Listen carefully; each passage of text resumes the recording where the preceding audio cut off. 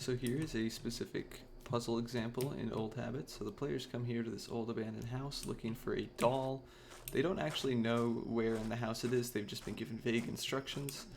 The front door is locked. They can, there's a couple of entrances. They can either ascend that tower and go along the wall, or they can come back here where there is a piece of wood that they can rope arrow on to climb through this window. Rope arrows being a kind of a staple little navigation system in Thief. And once they come up here, they'll drop in here. Here's a little crack in the wood that they can see a light in, and they can see that it's leading into the basement, so that's kind of a lure if they come in through this side. If they come out here, they'll see in this main hall that there's a note next to a lit candle that'll attract their attention. This is also just a very open-ended space. There's some narrative notes here like this one. There's some loot they can collect.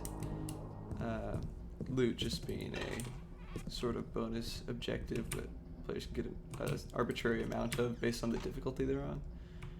So there's a couple of interesting rooms here, but they'll see that light and they'll go to check it out, because the players know how to recognize the readable notes in Thief, and it's very conventional for Thief players to have to read notes to get hints on what to do.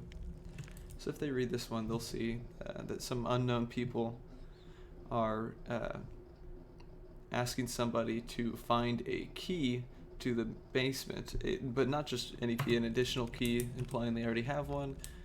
They already have access to the basement, but there's another one left here by the people who originally lived here. And so what it does is it tells them that it belonged to the late Lady Beckett when she lived here. So it'd start by searching her bedroom upstairs. So if we go back to the staircase and ascend again, there are 3 rooms upstairs, well, and the 4th is being that one we dropped in. Here's one. This one is the actual bedroom.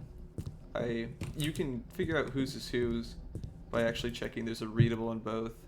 In this one, there's sort of narrative delivery, and there's enough to know that this is the lady's journal.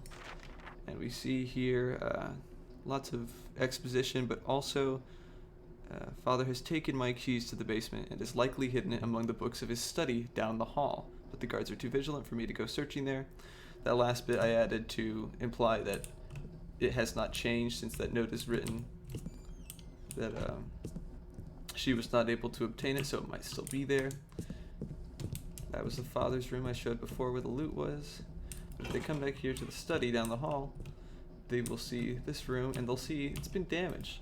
And the note specifically said among the books. That was deliberate phrasing. And they'll see books have actually started to fall through the floor along with a table that must have been up here at some point. So if players drop down and they look around, maybe they check with the books, they'll find this key here. And this key is specifically positioned and